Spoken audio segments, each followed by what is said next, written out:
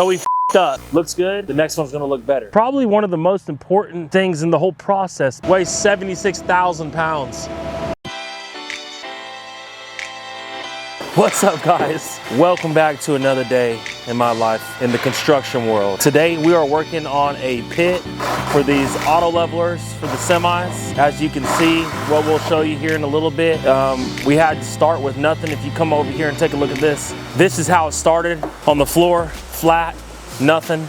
We got to cut it out, we got to demo it out, jackhammer it, excavate it, dig it down, form up, build walls, rebar, floor, and pretty much make it look like this. Then when we're done with that, come over here. These are the hydraulic auto levelers that are getting installed. And so these drop down in the pits. And then when the semi backs up to the dock, these auto levelers will go up to the height of the semi.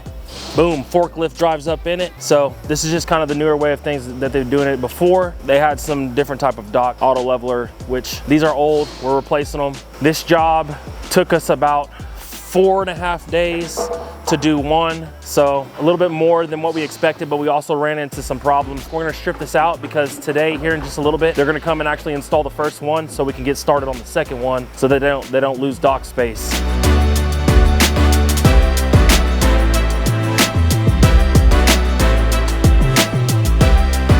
So we f***ed up and we forgot to put these corner pieces in like this. So now we gotta put them in now, and it's just gonna make things much harder, but it doesn't matter. We're gonna fix it. We're gonna do it right.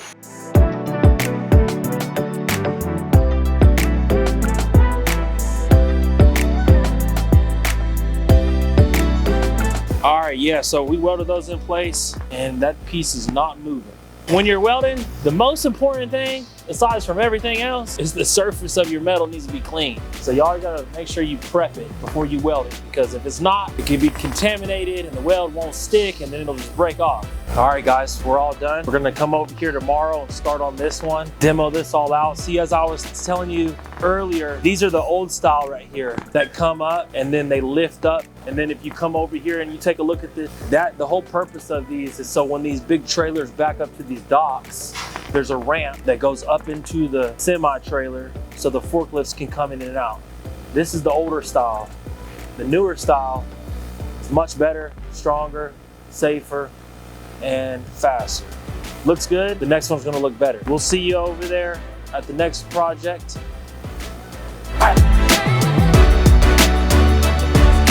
Yo, what up, guys? All right, so don't mind me, I'm just eating some mandarins, man. We just pulled up to our other job site. Ain't nothing like a little midday snack, especially a healthy one. All right, that's enough. Quit watching me, weirdos. All right, guys, so we're back here at the airport. You guys wasn't here to see us dig the footings, but we got the footings all dug out. And so right now what we're gonna do is we're gonna do something that we call crumbing. We'll make sure that the bottom of the footings are all cleared out and ready to go. We're gonna call in an inspection at 2:30, concrete's at 3 o'clock. We gotta put our rebar in, tie everything up. We already made all our rebar stands, our runners for the rebar. All we gotta do is pick them up, move them, drop them down. We're gonna go ahead and pour. Typically we do a monolithic pour. A monolithic means that the footing and the pad is all one. But the reason why we can't do that is because it's gonna storm its ass off this week, or at least it says it's going to, and we don't wanna risk the footings getting filled up because that just creates a whole nother problem.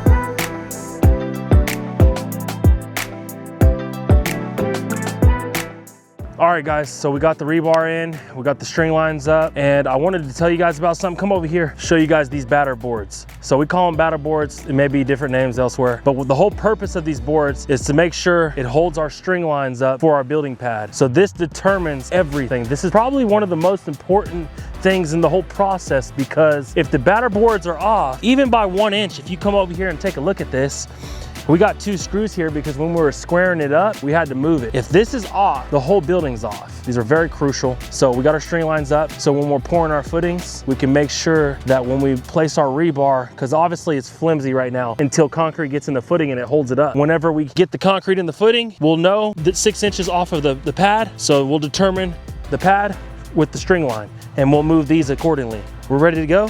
we're gonna go grab something to eat at a grill here in Mountain Ridge. We're gonna come back, make the job site look pretty, knock all this dirt down, move some stuff around, organize before the storm comes, and then concrete at 3 o'clock, which is in 2 hours. So we'll see you at the diner.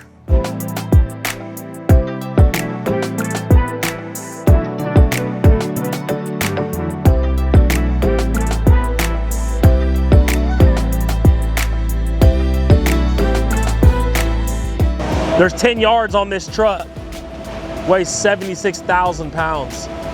It's gonna take about 30 yards to do all the footings on this, which is a 90 by 80. The reason why we want to make it a higher slump is to make sure that when we pour it out, it flows real nice, almost self-levels. But you don't wanna add too much water, so we're only adding 10 gallons.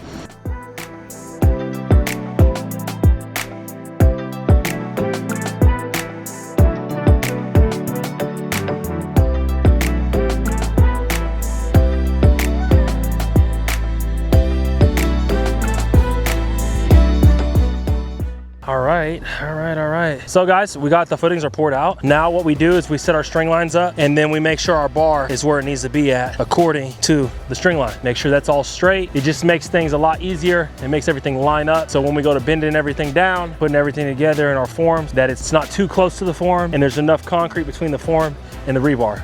Let's get it. Making that money. This is a pretty big man cave. It might be for sale if anybody's interested in wanting to get a big old airplane hangar for Mountain Ridge. It's cold out here, guys. We got this thing finished up. That's it. Next, set the form, which we're going out of town Thursday, heading to Las Vegas for the ConExpo convention. Really excited to bring you guys along with that. You know, do a vlog in Vegas. That's just gonna be awesome. But we're done here. Footings are poured. So if it rains, we're good. We're a lot better than what we would have been if we didn't have them done. Yeah, hope you guys learned something. If you didn't, hope you enjoy watching us work. We'll see you on the next one. Make sure you like and subscribe.